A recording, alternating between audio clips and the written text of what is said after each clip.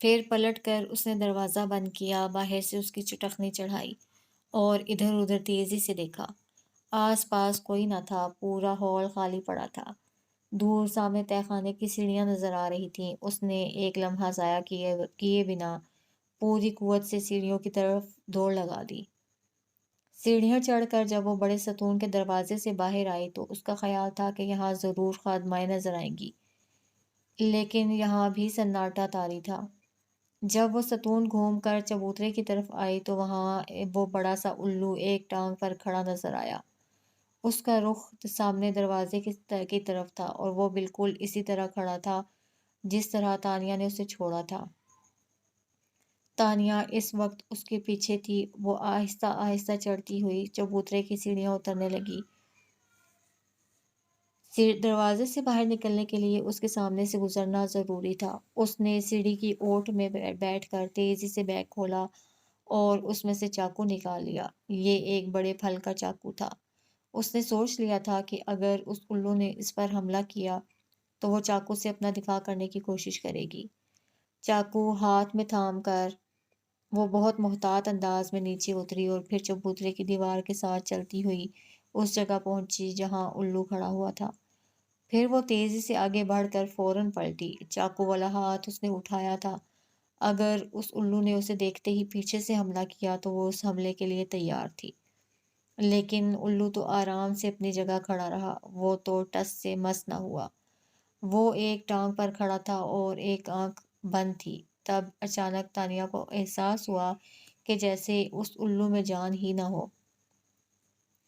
الو کی ایک آنکھ کھلی ہوئی تھی اور تانیہ ہاتھ میں چاقو پکڑے تیار کھڑی تھی، لیکن اس آنکھ میں کوئی گردش نہ تھی۔ ویسے بھی وہ غیر معمولی جسامت کا الو تھا، حقیقی کے بجائے مصنوعی دکھائی دیتا تھا۔ اس وقت وہ قطعاً بے جان دکھائی دے رہا تھا، حالانکہ جب وہ بقا کے ساتھ اس کے سامنے پیش ہوئی تھی نہ صرف اس کی آنکھوں میں گردش تھی بلکہ اس نے اپنے جہازی پر بھی پھڑ پھڑائے تھے۔ ان پروں کی پھڑ پھڑانے سے تانیہ نے اپنے چہرے پر ہوا بھی محسوس کی تھی۔ خیر، اس وقت یہ اچھی بات تھی کہ وہ اس وقت بے جان مجسمے کی طرح ایستادہ تھا۔ وہ فوراً ہی دروازے کی طرف لپکی۔ بند دروازے کو جب اس نے کھولا اور باہر ایک قدم رکھا تو اس کے سر پر کوئی چیز گری اور پھسل کر گردن میں آ گئی۔ پھر ایک زوردار جھٹکا لگا اور اس کا دم گھٹنے لگا۔ اس نے چاہا کہ سنبھل کر اپنی گردن میں لگنے والے ریشمی پھندے کو کسی طرح تنگ ہونے سے روک سکے، لیکن اس کا موقع نہ ملا۔ جو کچھ ہوا آنن فانن ہوا۔ اس کی گردن کے گرد حلقہ تنگ ہوتا گیا۔ وہ الٹ کر پیچھے کی طرف گری اور بے ہوش ہو گئی۔ اس کے گلے میں پھندا ڈالنے والی دو دیوقامت عورتیں تھیں، کالی بھجنگ۔ اگر یہ عورتیں تانیہ کے گلے میں پھندا ڈالنے کے بجائے اپنی شکل ہی اسے دکھا دیتیں تو وہ فوراً ہی بے ہوش ہو کر گر پڑتی۔ ان دونوں عورتوں نے پیچھے سے ریشمی پھندا اس پر پھینکا تھا۔ وہ الو کے مجسمے کے برابر چبوترے پر کھڑی تھیں اور بڑی تیزی سے ستون کے دروازے سے برآمد ہو کر چبوترے پر پہنچی تھیں، اور انہوں نے تانیہ کے دروازے سے باہر نکلنے سے پہلے ہی بڑی مہارت سے اس کے گلے میں پھندا ڈال کر اسے پیچھے گھسیٹ لیا تھا۔ ان دونوں کالی بھجنگ عورتوں نے بے ہوش تانیہ کو اپنے کندھوں پر اٹھایا اور بڑی پھرتی سے چبوترے کی سیڑھیاں چڑھ کر ستون کے پیچھے پہنچی اور پھر اس کے دروازے میں داخل ہو کر کھٹا کھٹ نیچے اترتی چلی گئیں۔ پھر انہوں نے راکل کے کمرے میں پہنچ کر اس کے قدموں میں تانیہ کو ڈال دیا۔ یہاں قدموں کے بجائے قدم کہنا چاہیے کیونکہ راکل تو ایک ٹانگ کا تھا۔ راکل بھاری چادر اوڑھے مسند پر بیٹھا تھا۔ اس کے ایک ہاتھ میں عصا تھا اور چہرے پر کرب کے آثار تھے۔ اس کے ایک بازو پر شدید چوٹ آئی تھی۔ وہ اپنا دایاں بازو ہلانے سے بھی معذور تھا۔ اس نے اپنے بل کھائے عصا سے تانیہ کے جسم کو چھیڑا۔ اتنی دیر میں وہ وحشی عورتیں اس کی گردن سے پھندا نکال چکی تھیں اور واپس جا چکی تھیں۔ اس کا عصا جسم سے مس ہوتے ہی تانیہ کے جسم میں بھونچال سا آ گیا۔ اس نے فوراً آنکھیں کھول دیں۔ آنکھ کھلتے ہی اس کی نظر سیدھی راکل پر پڑی۔ وہ اپنی تکلیف کے باوجود اسے بڑی محویت سے دیکھ رہا تھا۔ تانیہ فوراً اٹھ کر کھڑی ہو گئی۔ چاقو اور بیگ نزدیک ہی قالین پر پڑے تھے۔ اس نے سوچا کہ جھک کر چاقو اٹھا لے، لیکن باوجود ارادے کے وہ ایسا کر نہ سکی، کیونکہ راکل نے اندازہ کر لیا تھا کہ وہ کیا کرنا چاہتی تھی۔ اس لیے اس نے فوراً اپنے عصا سے چاقو نزدیک کر کے اپنے پیر کے نیچے دبا لیا تھا، اور پھر بڑے عجیب لہجے میں بولا تھا،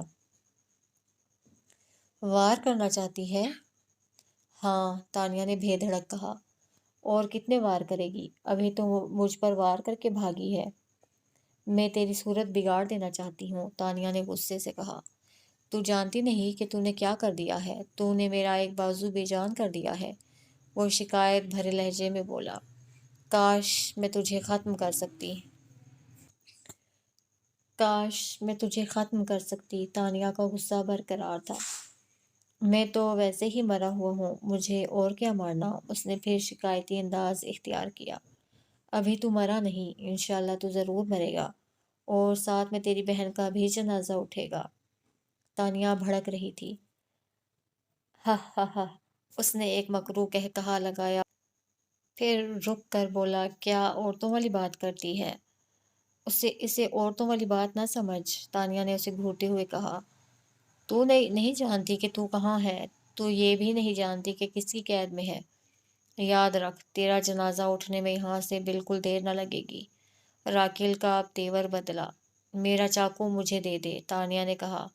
لے، اٹھا لے، اس نے فوراً چاقو میں ٹھوکر ماری۔ چاقو تانیہ کے پیروں میں آ گیا۔ تانیہ جیسے ہی چاقو اٹھانے کے لیے جھکی، راکیل نے اس کے سر پر اپنا عصا مارا۔ وہ جھکے جھکے وہیں تیورا کر گر پڑی۔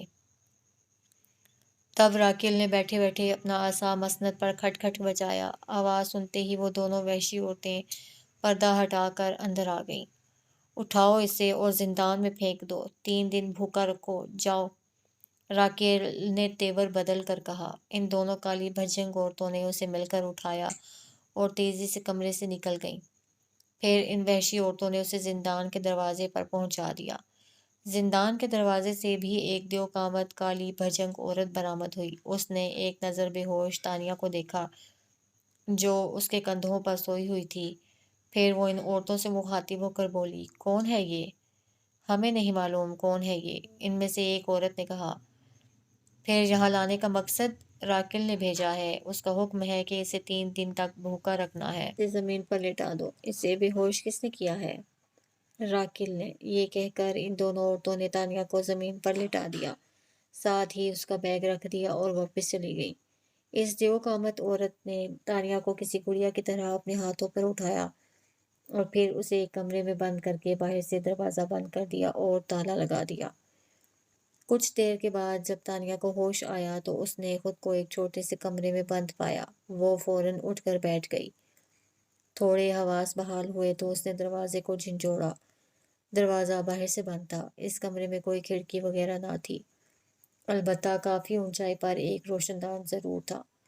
روشن دان بڑا تھا، لیکن اتنا اونچا تھا کہ وہ اس میں سے جھانک کر باہر نہیں دیکھ سکتی تھی۔ زمین پر ایک چٹائی پڑی ہوئی تھی۔ خدا کا شکر تھا کہ اس کا بیگ اس کے پاس پڑا تھا۔ اس نے اپنا بیگ نزدیک کر کے اس کی تلاشی لی۔ اس میں چاقو نہ تھا، باقی اس کی تمام چیزیں موجود تھیں۔ تب اسے خیال آیا کہ وہ چاقو اٹھانے کے لیے جھکی تھی تو کوئی بھاری چیز اس کے سر پر لگی۔ اس نے فوراً اپنے سر پر ہاتھ پھیرا۔ سر میں کسی قسم کا زخم، نشان یا دکھن نہ تھی۔ راکل نے اسے زخمی کرنے کے نتیجے میں زندان میں ڈلوا دیا تھا۔ خیر کوئی بات نہیں، جو ہوگا دیکھا جائے گا۔ لیکن جو ہوا وہ اس کی توقع کے خلاف تھا۔ تانیہ کو معلوم نہ تھا کہ راکل نے اس کے بارے میں کیا حکم دیا ہے۔ وہ اسے عام قید سمجھ رہی تھی کہ وہ زندان میں ضرور ہے، لیکن اس کے کھانے پینے کا خیال رکھا جائے گا۔ لیکن وہ لوگ تو اسے کمرے میں بند کر کے بھول ہی گئے۔ 2 دن گزر گئے، اس کے کمرے کا دروازہ کسی نے نہ کھولا۔ اس کے کان کسی آہٹ کو ترس ہی گئے۔ بھوک کے مارے اس کا برا حال تھا۔ چھوٹی سی سراہی میں پانی موجود تھا، جو اب وہ بھی ختم ہو رہا تھا۔ اس پر نکاہت طاری ہو رہی تھی، وہ نڈھال سی پڑی تھی۔ بار بار اس کی آنکھیں بند ہو جاتی تھیں۔ اس پر غشی سے دورے پڑ رہے تھے۔ اسی حالت میں جب وہ نہ ہوش میں تھی نہ بے ہوش تھی، جاگ رہی تھی نہ وہ سو رہی تھی، یا پھر وہ گہری نیند میں تھی، اسے اچانک یوں محسوس ہوا جیسے دادا اعظم اس کے بالکل نزدیک بیٹھے ہوں۔ ان کا نورانی چہرہ دیکھ کر اسے سکون محسوس ہوا۔ وہ ان سے کچھ بات کرنا چاہتی تھی لیکن وہ بول نہیں پائی۔ تب دادا اعظم جیسے اس کی اس کیفیت کو سمجھ جاتے ہیں اور ہاتھ کے اشارے سے اسے پرسکون رہنے کی تلقین کرتے ہیں اور اسے تسلی دیتے ہیں۔ جب اس کی آنکھ کھلتی ہے یا ہوش میں آتی ہے تو اپنے آس پاس کسی کو نہیں پاتی، لیکن اس کا دل پرسکون کی کیفیت ضرور نقش ہوتی ہے۔ بے اختیار اس کا جی چاہتا ہے کہ کاش دادا اعظم نے اسے کوئی بات کی ہوتی۔ ایک بات کی اسے خوشی تھی، اب تک وہ تنہائی کا شکار تھی، خود کو بے یار و مددگار محسوس کرتی تھی، لیکن اب یہ احساس یکسر تبدیل ہو گیا تھا۔ اس کی پشت پر بھی کوئی آ گیا تھا، اب وہ اکیلی نہ تھی۔ اس احساس کے ساتھ کہ وہ تنہا اور بے بس نہیں ہے، اس میں ہمت پیدا ہوئی۔ وہ دھیرے دھیرے اٹھ کر بیٹھ گئی۔ تبھی ایک آہٹ سی محسوس ہوئی۔ یہ آہٹ دروازے پر نہیں ہوئی تھی، یہ آواز اوپر روشن دان سے آئی تھی۔ گلہری کے بولنے کی آواز کے ساتھ اوپر روشن دان میں کوئی چیز لڑکی تھی۔ تانیہ نے روشن دان کی طرف دیکھا تو اسے گلہری کی دم دکھائی دی اور پھر فوراً ہی کوئی چیز لڑک کر اس پر آ گری، اور جب تانیہ نے اوپر سے گرنے والی چیز کو بغور دیکھا تو اس کی خوشی کی انتہا نہ رہی۔ وہ ایک سرخ رنگ کا خوبصورت سیب تھا۔ تانیہ نے لپک کر اسے اٹھا لیا اور تشکر آمیز نظروں سے اوپر دیکھا۔ روشن دان میں سے ایک گلہری کا منہ دکھائی دے رہا تھا۔ اس کے دیکھتے ہی گلہری روشن دان میں غائب ہو گئی۔ اب اسے پکا یقین ہو گیا کہ وہ اکیلی نہیں ہے۔ سیب اچھا بڑا تھا، بڑا لذیذ، خوشبودار اور میٹھا تھا۔ اس سیب میں جانے کیا بات تھی کہ اسے کھا کر پیٹ بھرنے کا احساس ہوا۔ تانیہ کے ہوش و حواس بحال ہوئے، وہ اب کچھ سوچنے کے قابل ہوئی۔ تانیہ نے راکل کی بات ماننے سے انکار کر دیا تھا، پھر اس نے اپنا بیگ مار کر اس کا ایک بازو توڑ دیا تھا۔ اس کے نتیجے میں اسے قید میں ڈال دیا گیا تھا اور 2 دن گزر گئے تھے۔ کسی نے پلٹ کر اس کمرے کی طرف دیکھنے کی کوشش نہیں کی تھی۔ وہ زندہ ہے یا چل بسی ہے یہ جاننے کی بھی کوشش نہیں کی تھی۔ دروازہ بند تھا، یہاں سے فرار کا کوئی راستہ نہ تھا۔ اس کمرے میں کوئی کھڑکی نہ تھی۔ ایک روشن دان ضرور تھا، لیکن وہ اتنا اونچا تھا کہ ہاتھ اٹھانے کے باوجود دسترس سے دور تھا۔ اسے نہیں معلوم کہ روشن کے اس طرف کیا ہے۔ کاش وہ کسی طرح روشن دان سے باہر کا جائزہ لے سکتی۔ اسے اپنا بھائی محسن یاد آیا، جانے وہ کس حال میں ہوگا۔ بقا نے یہاں سے واپس جا کر جانے محسن کے ساتھ کیا سلوک کیا ہو۔ کالے چراغ کی گرفتاری کے بعد تو وہ بالکل بے خوف ہو گئی ہوگی۔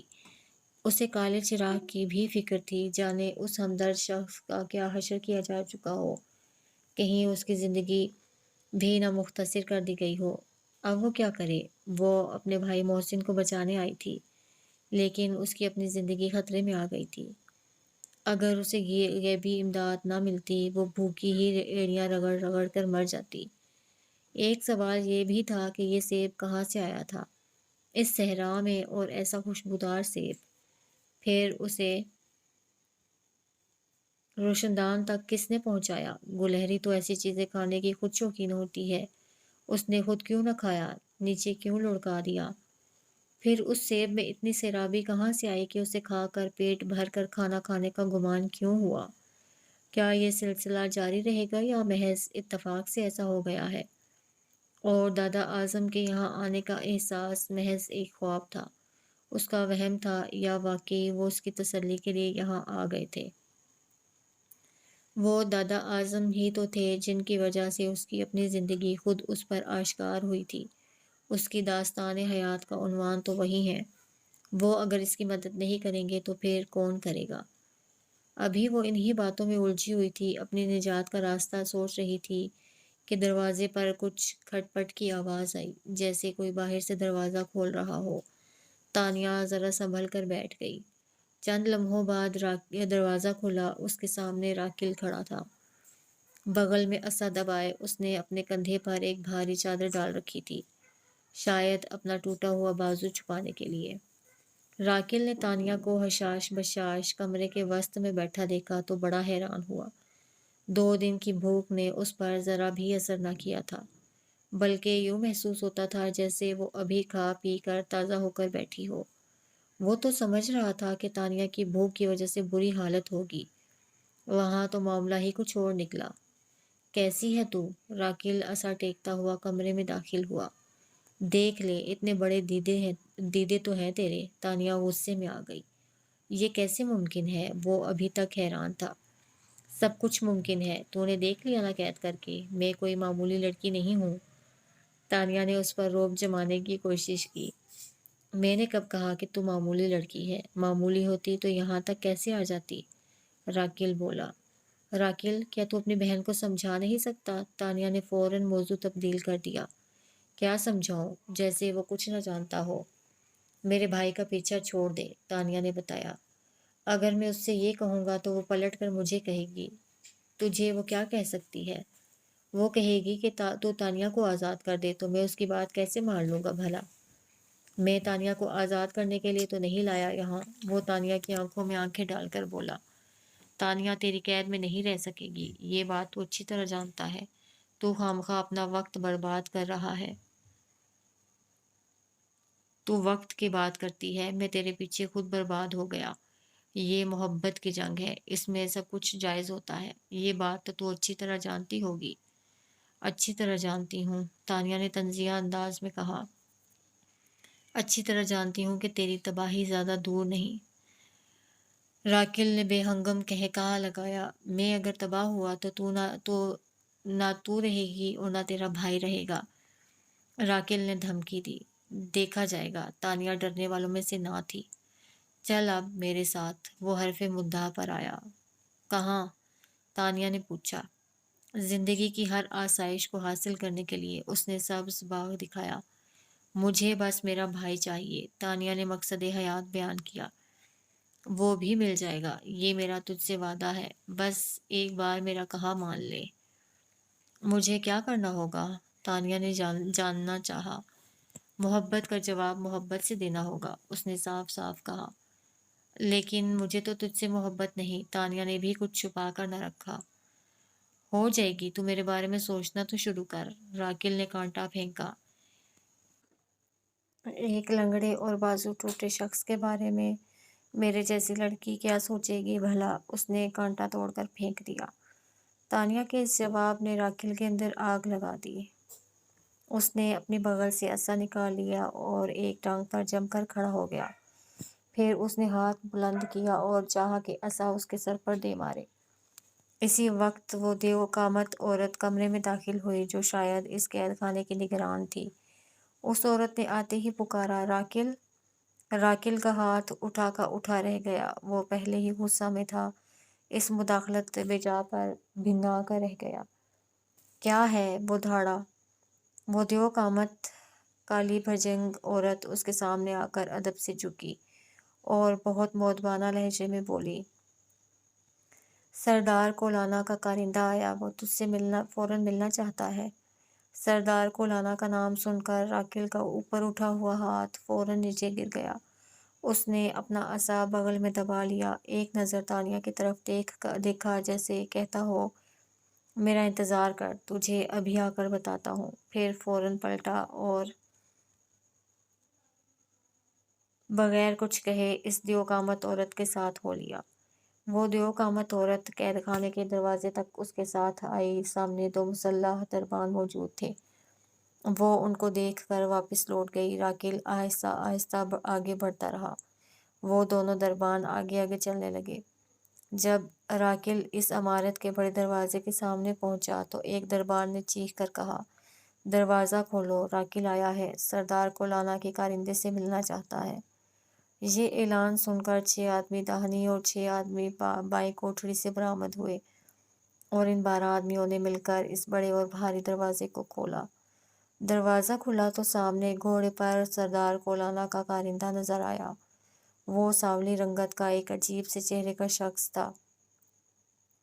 وہ راکیل کو دیکھ کر فوراً گھوڑے سے نیچے اتر آیا اور پروقار چال چلتا ہوا راکیل کے نزدیک پہنچا۔ ہاں بول سردار کولانا کے کارندے، کیسے آیا؟ کیا تو جانتا ہے کہ تجھ سے کتنی بڑی غلطی ہوئی ہے؟ سردار کولانا کا ہرکارا بولا۔ تو سردار کا کارندہ ہے، کارندہ ہی رہ، سردار نہ بن، جو پیغام لایا ہے وہ کہہ۔ فضول باتیں نہ کر۔ کالا چراغ کہاں ہے؟ اس نے پوچھا۔ کون کالا چراغ؟ یہ نام میرے لیے نیا ہے۔ راکل انجان بن گیا۔ راکل، پھر بقاں بھی تیرے لیے نیا نام ہوگا۔ ہرکارے نے اندھیرے میں تیر چھوڑا۔ بقاں میری بہن ہے، راکل نے کچھ پریشان ہو کر کہا۔ کیا تو جانتا ہے کہ اس وقت بقاں کہاں ہے؟ کیا مطلب؟ اس کی پریشانی بڑھ گئی۔ میری بات کا جواب دے تاکہ میں تجھے سردار کا پیغام سنا سکوں۔ یہی ہے، میرے پاس سنہرے کھنڈر میں۔ اور کالا چراغ کہاں ہے؟ میں نے کہا نا کہ میں کسی کالے چراغ کو نہیں جانتا۔ کہیں ایسا نہ ہو کہ تجھے بقاں کی تلاش میں سردار کولانا کے پاس نہ جانا پڑے۔ پھر سردار اس طرح کا جواب دے گا، کون بقاں؟ یہ نام میرے لیے نیا ہے۔ تو کہنا کیا چاہتا ہے؟ راکل نے قدرے غصے سے کہا۔ جو میں کہنا چاہتا ہوں وہ تو اچھی طرح سمجھ گیا ہے۔ تجھے اگر بقاں عزیز ہو تو کالے چراغ کو سرحد پر پہنچا دینا۔ تجھے 1.5 دن دیا جاتا ہے۔ وقت گزرنے کے بعد تو یہ بات اچھی طرح جانتا ہے کہ کیا ہوگا۔ کیا ہوگا؟ راکل یہ بات اچھی طرح جانتا تھا کہ کیا ہوگا، پھر بھی سوال کیا۔ نہ تو رہے گا اور نہ بقاں۔ میں اسے اعلان جنگ سمجھوں؟ بالکل، اس میں کوئی شک نہیں، اس نے تصدیق کر دی۔ لیکن یہ اعلان جنگ اس وقت مکمل ہوگا جب تو سردار کولانا کو جا کر بتائے گا کہ تو نے راکل کو پیغام دے دیا ہے۔ راکل نے کہا۔ تو ٹھیک کہتا ہے۔ اور اگر پیغام دینے والا واپس ہی نہ جا سکے تب؟ نہیں، ایسا نہیں ہو سکتا۔ تو اس طرح کی حماقت نہیں کر سکتا۔ تو اچھی طرح جانتا ہے کہ سردار کولانا کس قدر طاقتور حکمران ہے۔ پھر تجھے یہ بھی معلوم ہو گیا ہے کہ تیری بہن اس کے قبضے میں ہے۔ وہ اس اینٹ بجا دے گا۔ سردار کولانا کے کارندے نے بڑے اطمینان سے کہا۔ راکل مشکل میں گرفتار ہو گیا۔ بقاں کے بارے میں اسے قطعاً کچھ معلوم نہ تھا کہ وہ کہاں ہے۔ اگر واقعی سردار کے قبضے میں ہے تو پھر تو اس کارندے پر موت وارد کرنا حماقت سے کم نہ ہوگا۔ بقاں کی زندگی خطرے میں پڑ جائے گی۔ اسے اپنی بہن سے بہت محبت تھی۔ وہ اسے کسی قیمت پر کھونا نہیں چاہتا تھا۔ اب راکل کے لیے ضروری تھا کہ کوئی اقدام کرنے سے پہلے وہ بقاں کی گرفتاری کا ثبوت مانگے۔ ثبوت ملنے پر کارندے کو جانے دے اور اس کی دی ہوئی مہلت میں کوئی حکمت عملی طے کرنے کی کوشش کرے۔ سردار کولانا کے ہرکارے، کیا سردار نے بقاں کی گرفتاری کا کوئی ثبوت بھیجا ہے؟ ہاں، بھیجا ہے، یہ کہہ کر اس کے کارندے نے اپنے لباس میں ہاتھ ڈال کر کوئی چیز نکالی اور اس کی طرف اچھال دی۔ راکل کے ساتھ آنے والے دربانوں میں سے ایک نے اس چیز کو لپک لیا اور احترام کے ساتھ راکل کی خدمت میں پیش کیا۔ راکل نے اس چیز کو الٹ پلٹ کر دیکھا۔ یہ بقاں کی انگوٹھی تھی۔ اس انگوٹھی کو وہ بہت اچھی طرح جانتا تھا۔ یہ انگوٹھی راکل نے ہی اسے دی تھی۔ اس انگوٹھی میں نگ کی جگہ الو کی آنکھ کی پتلی لگی ہوئی تھی۔ اس کی آنکھ کی پتلی کسی ہیرے کی طرح چمک رہی تھی۔ یہ انگوٹھی ہر بھائی اپنی بہن کے جوان ہونے پر اسے دیتا تھا۔ کسی لڑکی کے ہاتھ میں یہ انگوٹھی دیکھ کر ہی کوئی لڑکا اس کی طرف راغب ہوتا تھا اور پھر بعد میں رشتہ بھجواتا تھا۔ اس انگوٹھی کو دیکھ کر راکل کو یقین آ گیا کہ واقعی بقاں سردار کولانا کے قبضے میں ہے، کیونکہ اس انگوٹھی کو ایک بار پہن لینے کے بعد شادی سے پہلے اسے لڑکی اپنی انگلی سے نہیں اتارتی تھی۔ یہ انگوٹھی زبردستی اس کی انگلی سے اتاری گئی ہوگی۔ سردار کولانا سے کہنا کہ اس نے میری بہن پر قبضہ کر کے اچھا نہیں کیا۔ اور راکل، کیا تو نے کالا چراغ کو گرفتار کر کے اچھا کیا ہے؟ وہ مجرم ہے۔ چل، تو نے اسے اپنے پاس ہونے کا اقرار تو کیا۔ تھوڑی دیر پہلے تک تو اس کے نام سے ہی واقف نہ تھا۔ ویسے پوچھ سکتا ہوں کہ اس کا جرم کیا ہے؟ ہرکارے نے پوچھا۔ وہ خواہ اس کے پیچھے لگا ہوا ہے۔ وہ بقاں سے محبت کرتا ہے اور محبت کرنا کوئی جرم نہیں۔ مجھے یہ بات پسند نہیں۔ خیر، یہ مسئلہ میرا ہے نہ تیرا ہے۔ یہ مسئلہ کالے چراغ اور بقاں کا ہے۔ میں نے تجھے اپنے سردار کا پیغام دے دیا، اس کی دی ہوئی نشانی بھی تجھے دکھا دی۔ اب تو بتا کیا کہتا ہے؟ میں کل سورج نکلتے ہی اسے سرحد پر پہنچا دوں گا۔ ٹھیک ہے، بقا کی نشانی مجھے لوٹا دے۔ ہرکارے نے یہ کہہ کر اپنا ہاتھ بڑھایا۔ راکل نے وہ انگوٹھی اس کی طرف اچھال دی جسے اس نے بڑی مہارت سے لپک لی۔ پھر وہ تیزی سے پیچھے مڑا، دوڑ کر اپنے گھوڑے کے نزدیک پہنچا، اچھل کر سوار ہوا، ایڑ لگائی اور چشمے زدن میں آنکھوں کے سامنے سے اوجھل ہو گیا۔ اس کے جانے کے بعد راکل نے ٹھنڈا اور گہرا سانس لیا۔ اس کا دماغ چکرا رہا تھا۔ یہ سب کیا ہو گیا؟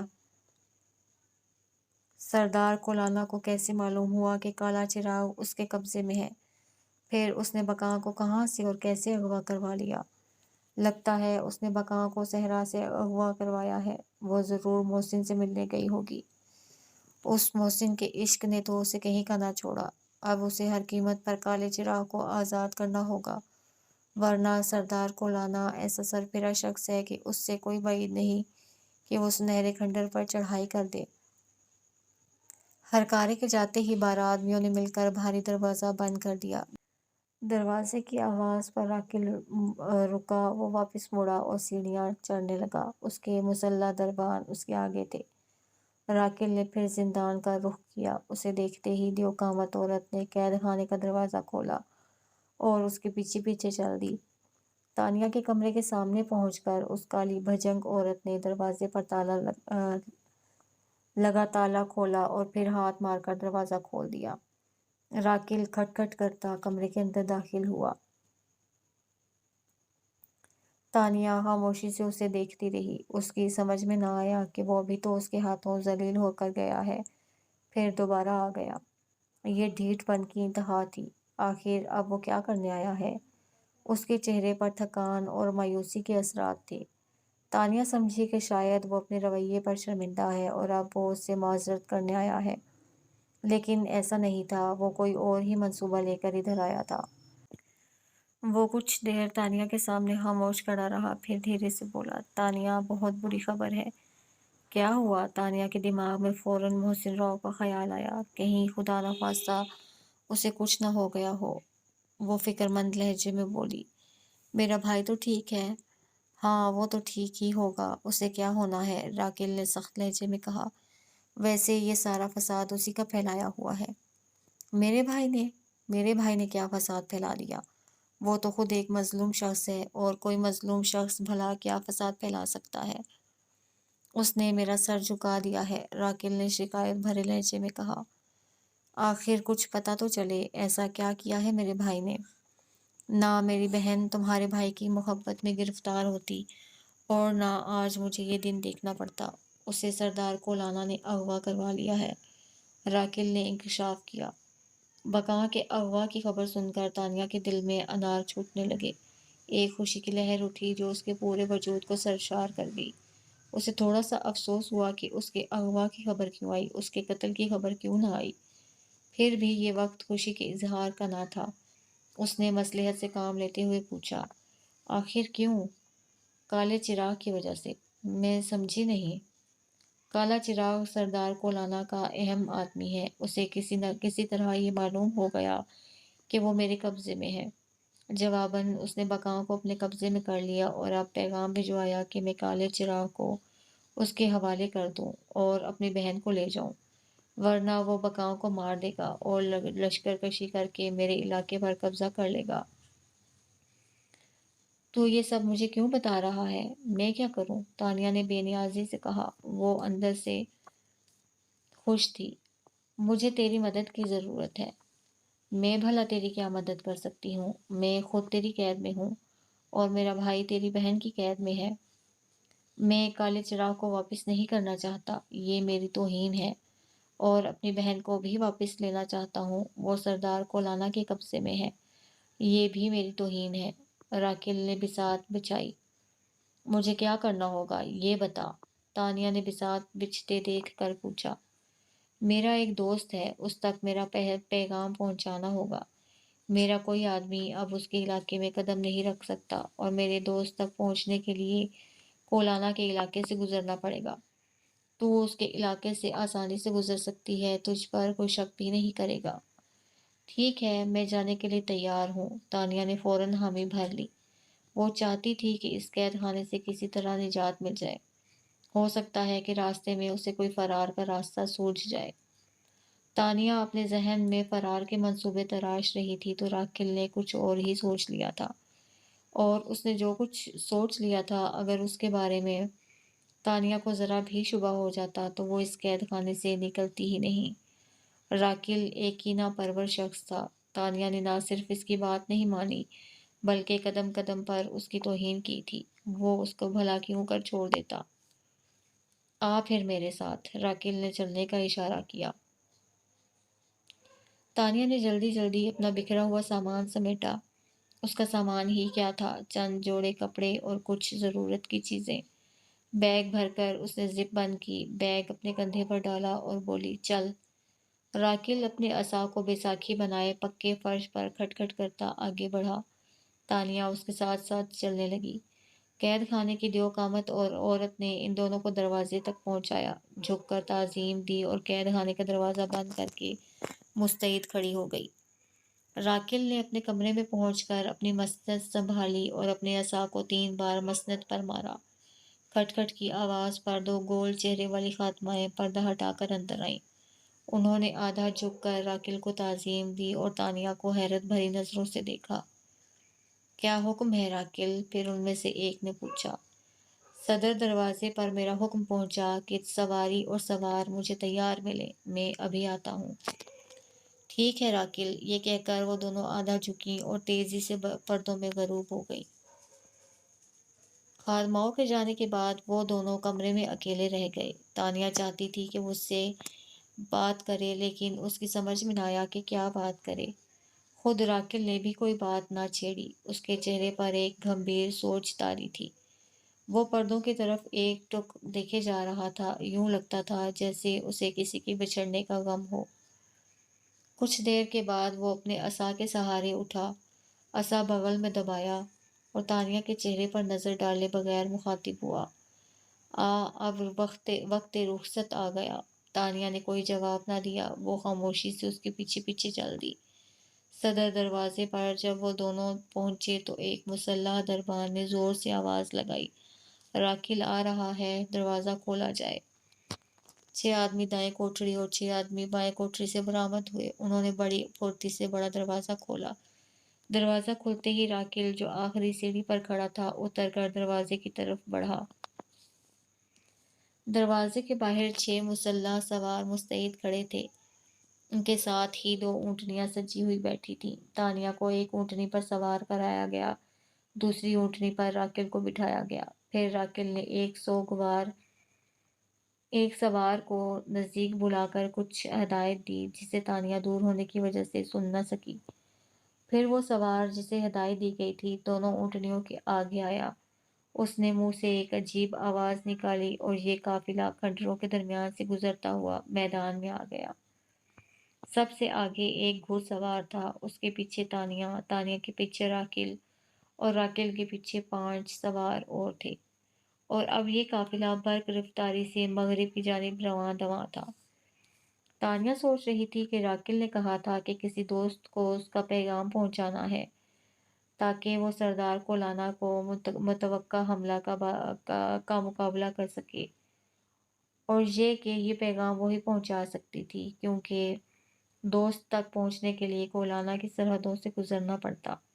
لیکن نہ تو راکھل نے اس کے حوالے کوئی پیغام کیا تھا، نہ اس سلسلے میں بتایا تھا، اور اب وہ خود بھی ساتھ چل دیا تھا، جبکہ اس کا ساتھ جانا خطرے سے خالی نہ تھا۔ سمجھ میں نہیں آ رہا تھا کہ کیا معاملہ ہے۔ تانیہ کی اونٹنی برق رفتاری سے اڑی چلی جا رہی تھی۔ دور تک ریت ہی ریت تھی۔ وہ سفر کرتے ہوئے ادھر ادھر نظریں دوڑا رہی تھی، شاید اس کے بھائی کی جھونپڑی نظر آ جائے۔ عجیب صورتحال ہو گئی تھی۔ بقاں کو سردار کولانا نے اغوا کر لیا تھا۔ وہ اس بات پر بہت خوش تھی۔ وہ چاہتی تھی کہ کسی طرح سردار کولانا سے ملاقات ہو جائے تو وہ بقاں کے کرتوت بتائے۔ اس نے محسن راؤ کا جو حال کر دیا وہ دکھا کر بقاں کو سزا دلوائے۔ کالے چراغ کا جانے کیا حال ہوگا۔ اس اغوا کے بعد ان دونوں کی دشمنی تو پکی ہو گئی۔ بقاں کے دل میں اگر کالے چراغ کے لیے تھوڑی بہت جگہ بھی ہوگی تو اس واردات کے بعد اب وہ بھی نہ رہی ہوگی۔ یہ کالا چراغ بھی عجیب آدمی ہے، بلا وجہ اس بری عورت کے لیے مرا جا رہا ہے۔ ایسا بھی کیا عشق لعنت بھیجے اس پر۔ تانیہ کو نہیں معلوم تھا کہ محبت کیا ہوتی ہے۔ اس کی زندگی میں ابھی کوئی مرد نہیں آیا تھا۔ اس کی زندگی کچھ اس انداز سے گزری تھی کہ وہ محبت کے بارے میں کچھ سوچ ہی نہ پائی۔ وہ جب محبت کی باتیں سنتی تو اسے بڑی حیرت ہوتی۔ ایسی ہوتی ہے محبت۔ آدمی اس قدر مجبور ہو جاتا ہے محبت میں۔ کالے چراغ پر اسے بڑا رحم آتا تھا۔ وہ محبت کے ہاتھوں مجبور ہو کر اس کے سامنے بچھا جاتا تھا اور بقاں اسے مسلسل ٹھوکریں مار کر اپنے سامنے سے اٹھائی جاتی تھی۔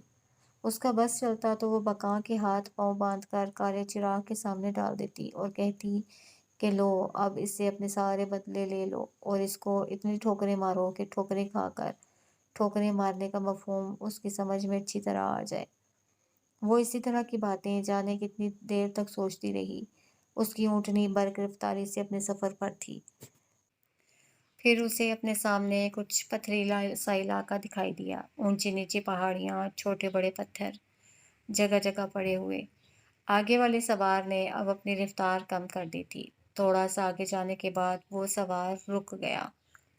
پھر سارے لوگ اپنی اپنی سواریوں پر ٹھہر گئے۔ تانیہ کو اتارا گیا۔ راکل بھی دو سواروں کی مدد سے نیچے اتر آیا۔ اس نے اپنی چادر اوڑھی اور بغل میں عصا دبا کر دھیرے دھیرے آگے بڑھنے لگا۔ یہ بالکل ویران علاقہ تھا۔ یہاں کس لیے پڑاؤ ڈالا گیا تھا، یہ بات تانیہ کے سمجھ میں نہیں آ رہی تھی۔ راکل بڑے پراسرار انداز میں آگے بڑھ رہا تھا۔ پھر وہ ایک بڑے پتھر پر جس میں قدرتی چھوٹی چھوٹی سیڑھیاں سی بنی تھیں چڑھ گیا۔ اس کے بعد اس نے گھوم کر اپنے بغل سے عصا نکال کر اوپر اٹھایا۔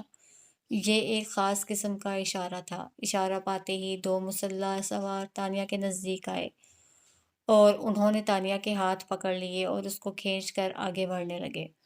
اب تانیہ کو اچانک صورتحال کی سنگینی کا اندازہ ہوا۔ اس کی چھٹی حس ایک دم بیدار ہوئی۔ اسے احساس ہوا کہ اس کے ساتھ کچھ ہونے والا ہے۔ وہ ایک دم غصے میں آ گئی اور ببھر کر بولی، راکل یہ کیا بدتمیزی ہے؟ ہا ہا ہا۔ راکل نے ایک فلک شگاف قہقہا لگایا۔ جو راکل کا کہنا نہیں مانتا اسے ہر صورت میں سزا سے دوچار ہونا پڑتا ہے۔ لیکن تو مجھے کسی کا پیغام دینے کے لیے قید خانے سے نکال کر لایا تھا۔ پیغام تو میں تجھے دوں گا، موت کا پیغام۔ یہ کہہ کر وہ پھر دیوانہ وار قہقہے لگانے لگا۔ کالے چراغ نے تیرے بارے میں ٹھیک کہا تھا کہ تو ایک خبیث مخلوق ہے۔ تانیہ کا غصہ انتہا پر تھا۔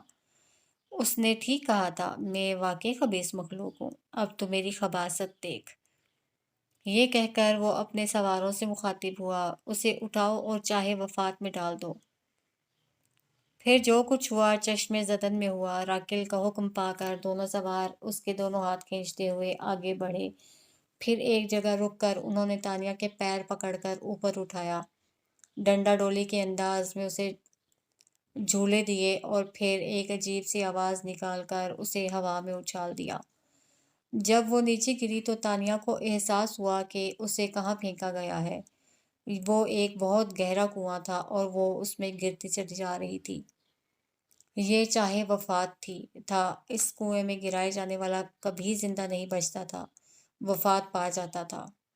راکل تانیہ کو کنویں میں پھینکوانے کے بعد پتھر نما چٹان پر کھڑا بے تحاشا قہقہے لگائے جا رہا تھا۔ اس کے قہقہے کسی طرح رکنے میں ہی نہیں آ رہے تھے۔ پھر اچانک ہی راکل کی سماعت سے غرغراہٹ کی آواز ٹکرائی اور یہ آواز نزدیک ہی تھی۔ راکل کے قہقہے ایک دم سرد پڑ گئے۔ وہ ابھی تک ایک ٹانگ پر کھڑا تھا۔ اس نے گھبرا کر اپنا عصا بغل میں لیا اور پیچھے گھوم کر دیکھا تو پس منظر یکسر بدلا ہوا تھا۔ وہ خون آشام بھیڑیے تھے، بڑے جسیم اور تعداد میں بہت۔ انہوں نے اپنی سرخ لپ لپاتی زبانوں اور نوکیلے دانتوں سے ان 6 سواروں کو آنن فانن ادھیڑ ڈالا جو راکل کے ساتھ آئے تھے۔ یہ سب اس قدر تیزی سے اور اچانک ہوا تھا کہ وہ مسلح سوار اپنے ہتھیار بھی سیدھے نہ کر پائے۔ بس یوں محسوس ہوتا تھا جیسے یہ بھیڑیے ہوا کا پردہ چاک کر کے اچانک کہیں سے نمودار ہو گئے ہوں۔ سواروں کو ختم کرنے کے بعد بھیڑیوں نے گھوڑوں اور اونٹنیوں پر بھی حملہ کر دیا۔ سواروں پر حملے کے دوران گھوڑے اور اونٹنیاں پہلے ہی چوکنا ہو کر بھاگ نکلے تھے۔ پھر بھی بھاگتے گھوڑوں میں سے ان خونخوار بھیڑیوں نے 2 گھوڑے گرا لیے اور آنن فانن ان دونوں کو ادھیڑ کر رکھ دیا۔ جو بچ گئے وہ فرار ہونے میں کامیاب ہو گئے۔ اب راکل تنہا رہ گیا۔ وہ اس اونچے اور بڑے پتھر پر عصا کو بیساکھی بنائے ان جسیم خونخوار بھیڑیوں کو دیکھ رہا تھا۔ اس نے ابھی تانیہ کو چاہے وفات میں پھینکوایا تھا۔ اسے کیا خبر تھی کہ دوسروں کو موت سے دوچار کرنے والے خود بھی موت کے دام میں آ سکتے ہیں۔ یہ بھیڑیے 10-15 نہ تھے، سینکڑوں کی تعداد میں تھے، اور ان بھیڑیوں نے اسے چاروں طرف سے گھیر لیا تھا۔ اب کوئی لمحہ جاتا تھا کہ وہ اس پر چھلانگ لگا کر زمین بوس کرنے والے تھے۔ راکل نے تب اپنا عصا بغل سے نکالا اور اسے ہاتھ میں پکڑ کر بلند کیا۔ ساتھ ہی وہ کچھ عجیب سے لفظ بولتا جاتا تھا۔ راکل کی اس حرکت پر وہ تمام بھیڑیے ایک لمحے کے لیے ایک قدم پیچھے ہٹ کر ساکت ہو گئے۔ وہ راکل کا بغور جائزہ لے رہے تھے۔ پھر راکل کے عصا سے ایک پھڑپھڑاتا الو نکلا۔ اس کے بعد ایک الو نکلتے چلے گئے۔ آسمان اڑتے ہوئے الوؤں سے بھر گیا۔ پھر راکل کی آواز پر الوؤں نے بھیڑیوں پر حملہ کر دیا، لیکن یہ حملہ کامیاب نہ ہو سکا۔ وہ الو جیسے ہی بھیڑیوں پر حملہ کرنے کے لیے نیچے آتے، یہ بھیڑیے اچھل کر ان کے پر اپنے جبڑوں میں دبوچ لیتے اور انہیں چبا کر اڑنے سے مفلوج کر دیتے۔ زمین پر گرتے ہی دوسرے بھیڑیے انہیں چیر پھاڑ کر موت سے ہمکنار کر دیتے۔ راکل اپنی فوج کا یہ حشر دیکھ کر کپ کپا اٹھا۔ اب آسمان پر ایک بھی الو نہ تھا، سب زمین پر مرے پڑے تھے، اور وہ خون آشام بھیڑیے پھر اس پتھر کو اپنے گھیرے میں لے رہے تھے جس پر راکل کھڑا تھا۔ وہ بھیڑیے اپنی چمکتی آنکھوں، لپلپاتی زبانوں اور کھلے دہشت ناک جبڑوں سے بڑی دلچسپی سے راکل کو دیکھ رہے تھے، جیسے کہہ رہے ہوں، ہاں بھائی، اگر تیرے پاس اپنے دفاع میں استعمال کرنے کے لیے کوئی اور حربہ ہو تو جلدی سے آزما ڈال، ہمارے پاس وقت کم ہے۔ راکل کے پاس اب کرنے کو کچھ نہ تھا۔ وہ بہت مایوسی سے ان بھیڑیوں کو دیکھ رہا تھا۔ وہ جانتا تھا کہ کچھ ہی لمحوں میں بعد یہ بھیڑیے اس پر چھلانگ لگائیں گے اور چیر پھاڑ کر برابر کر دیں گے۔ راکل کی توقع کے مطابق بھیڑیوں نے دوسرے لمحے اس پر جست لگائی۔ وہ پتھر سے لڑھکتا ہوا زمین پر آ رہا۔ بھیڑیوں نے اسے بھنبوڑا نہیں، چند بھیڑیوں نے مل کر اس کے ہاتھ پاؤں اپنے جبڑوں میں دبائے اور گھسیٹتے ہوئے لے چلے۔ اس کا بازو تو پہلے ہی زخمی تھا، تانیہ نے بیک مار کر اسے زخمی کیا تھا۔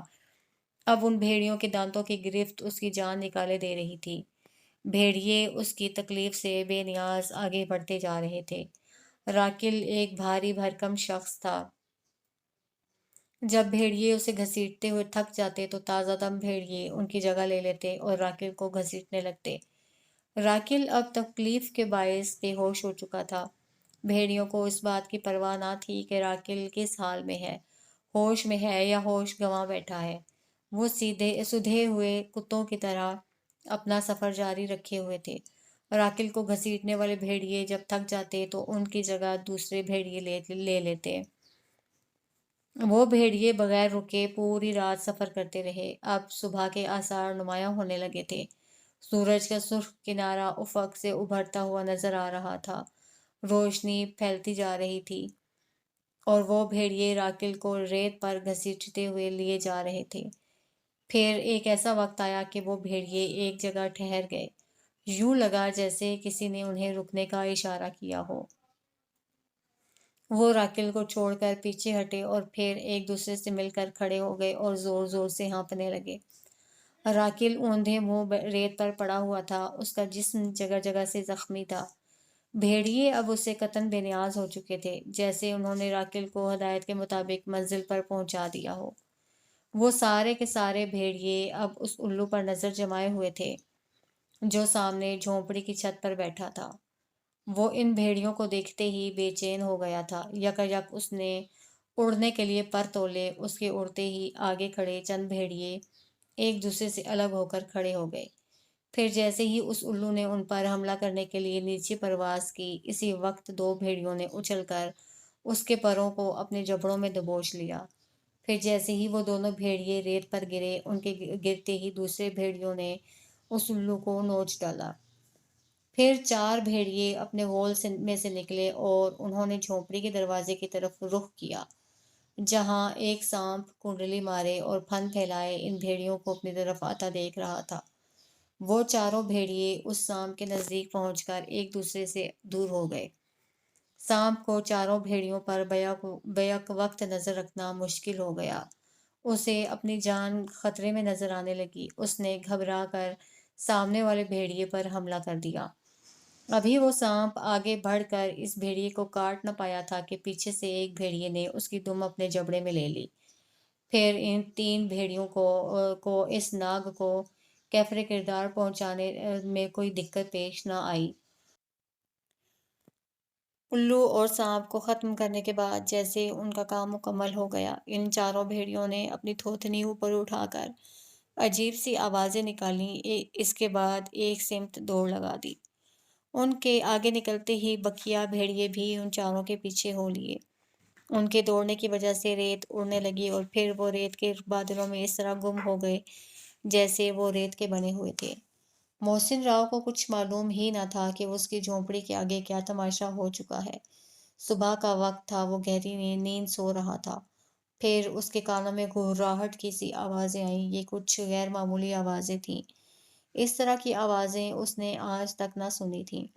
وہ گھبرا کر اٹھ بیٹھا۔ پھر جب تک اس کے ہوش و حواس بحال ہوئے اور وہ اٹھ کر جھونپڑی کے دروازے پر آنے کے قابل ہوا، اس وقت تک بھیڑیے اپنا کام دکھا کر جا چکے تھے۔ دروازے کے سامنے ناگ ادھڑا ہوا پڑا تھا۔ اس سے آگے الو زمین پر پر پھیلائے بے جان پڑا تھا۔ محسن راؤ ان دونوں محافظوں کا یہ حال دیکھ کر بہت خوش ہوا۔ وہ فوراً دروازے سے باہر نکل آیا۔ دروازے سے باہر نکلا تو اس نے زمین پر کسی جانور کے بے شمار پنجوں کے بے شمار نشانات دیکھے، اور پھر اس کی نظریں راکل پر ٹھہر گئیں۔ وہ ریت میں منہ دیے اوندھا لیٹا تھا۔ وہ تیزی سے اس کی طرف بڑھا۔ اس کے کپڑے پھٹے ہوئے تھے۔ اس کے جسم پر دانتوں کے بے شمار نشان تھے۔ وہ بری طرح زخمی تھا۔ اس کی ایک ٹانگ گھٹنے سے اوپر کٹی ہوئی تھی۔ یہ سب کیا تھا؟ بقاں کے محافظوں کو کس نے مارا تھا؟ اس شخص کو کس نے زخمی کیا تھا؟ یہ ہزاروں پنجوں کے نشانات کس جانور کے تھے؟ یہ صبح ہی صبح کیا سے کیا ہو گیا تھا؟ بہرحال ان محافظوں کے مرنے کی اسے خوشی تھی۔ اب کم از کم وہ جھونپڑی سے باہر تو نکل سکے گا۔ بے شک وہ فرار نہیں ہوگا، لیکن جھونپڑی سے باہر گھوم پھر تو سکے گا۔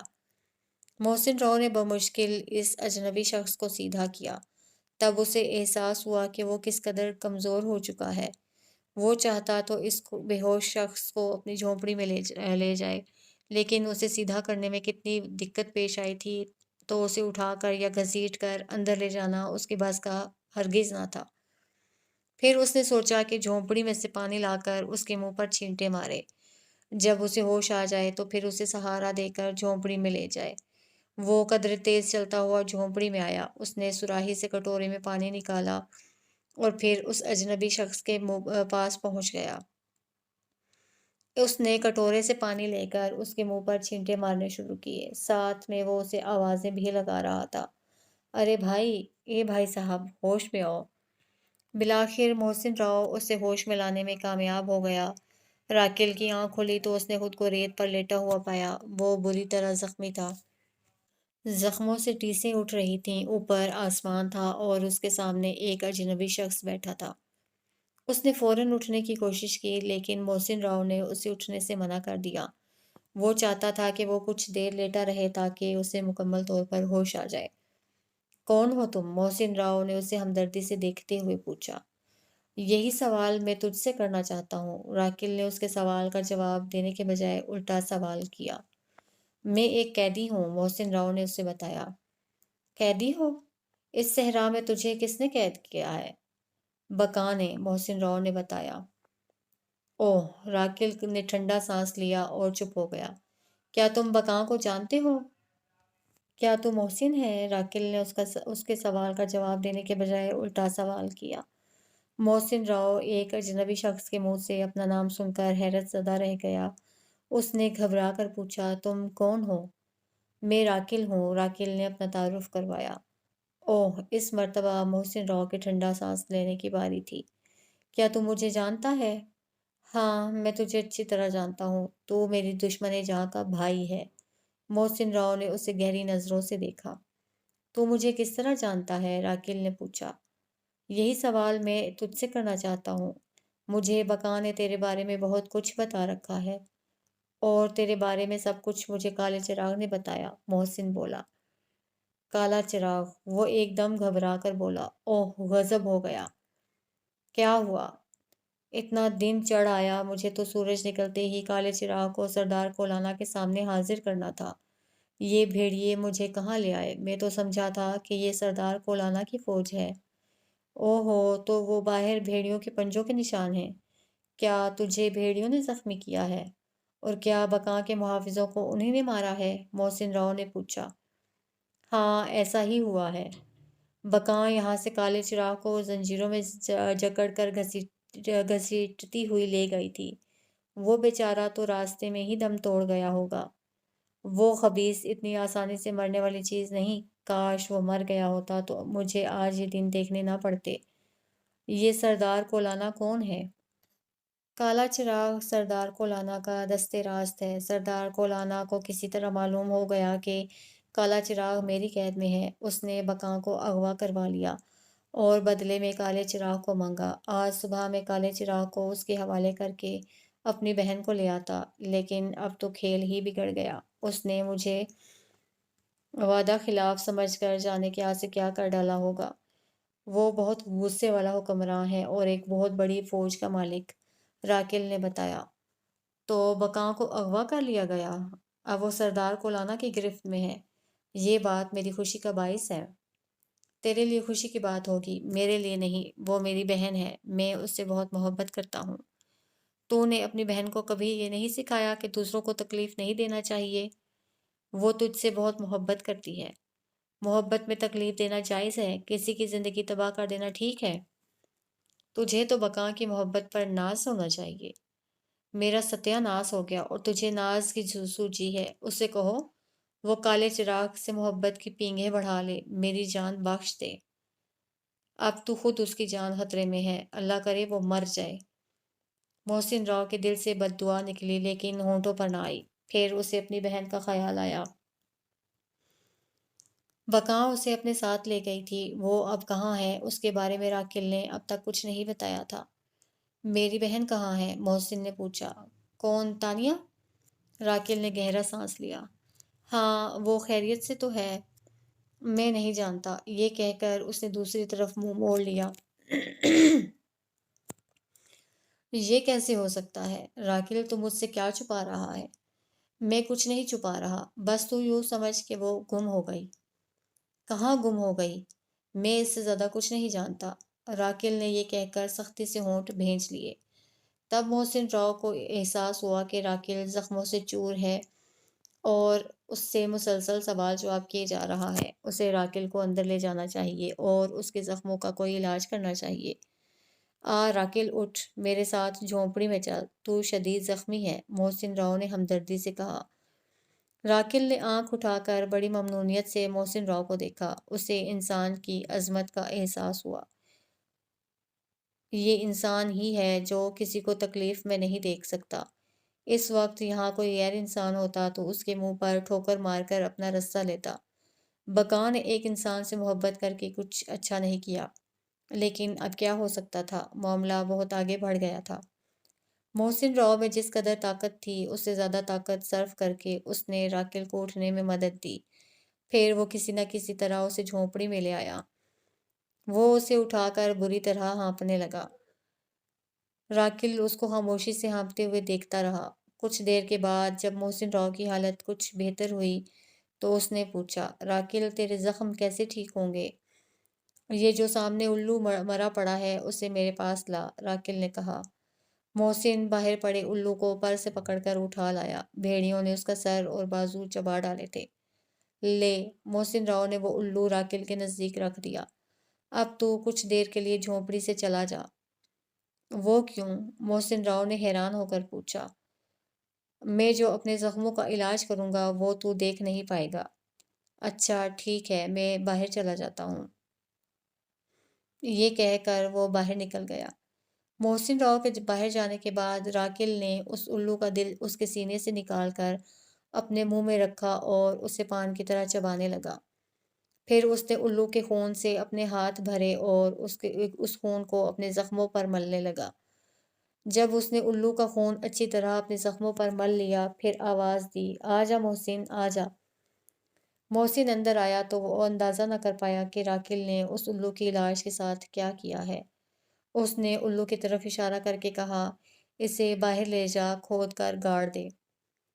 میرے پاس گڑھا کھودنے کے لیے کوئی چیز نہیں ہے۔ اپنے ہاتھوں سے ریت ہٹا کر چھوٹا سا گڑھا بنا اور پھر اسے ریت سے ڈھک دے۔ محسن راؤ نے اس کی ہدایت کے مطابق اس مرے ہوئے الو کو ریت میں دبا دیا اور ہاتھ جھاڑتا ہوا کھڑا ہوا۔